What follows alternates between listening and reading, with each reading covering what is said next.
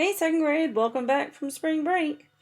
We've got some changes that have happened when the way we were going to be doing art, or at least the way I've set things out. So I'm going to spend today mostly talking to you about how the expedition is going to go, and I'm going to show you some examples of how to turn in your artwork, and I'm going to give you a layout of the rest of the projects for the semester, and then we'll get to your actual art project at the end.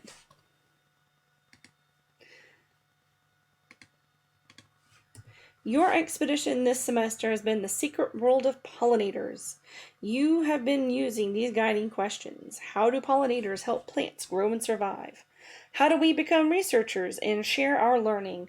And why should people help pollinators to survive? Your learning targets for today: I can tell a story with pictures. I can fill up a page with my artwork. I can color my whole art. Before we begin, you will need paper, lined paper or printing paper.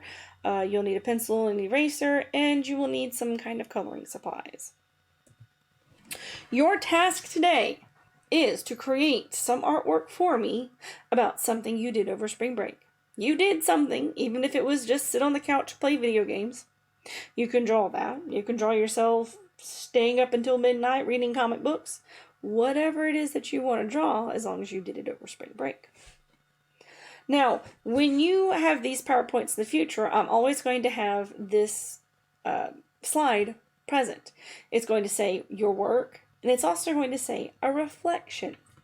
So, the reflection for this artwork is write your name at the bottom of your paper, and then next to your name, write a short sentence about why you made this artwork for me. Now, I'm not looking for a paragraph, but I'd like something more than "it was fun."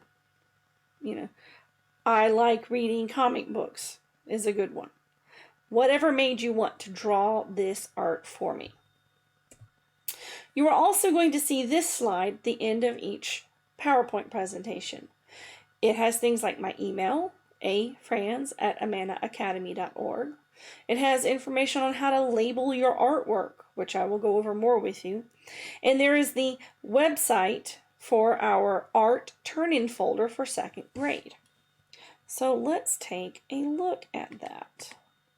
When you get your information from your teachers, the websites, this is what it will look like for your art. I picked an old date, so you should have already seen this one. If you click on this link, it takes you to the video. If you click on the link underneath it, one that will say something like art turn-in folder for second grade or second grade art turn-in folder, it will take you to this website. This site will always have these in there. There will always be a little picture to remind you how to label your artwork. Like if you, so you would write your homeroom teacher, your child's name, and then the date. So let's say that there's a little girl named Annie in Twa's class. So it would be Twa, Annie, April 1st, or whatever date it was that you turned it in. You will always find this PDF. This PDF is all the projects and things that we have laid out for the rest of this semester, and information like what is the work that you do, what is the reflection that you need to do. And if you pay attention, or if you look very carefully, you only turn in artwork to me on Thursdays. You do not need to turn anything in on Tuesday. So, when you go to turn in your artwork, remember, you look for the art turn-in folder. When you click on the link, it takes you to this folder. You drag and drop your artwork in here, and you label it like this example right here. So, let me get back to my camera. As soon as my mouse decides to get to my other monitor. There we go. So, your artwork to be turned in on Thursday is to show me something you did over spring break.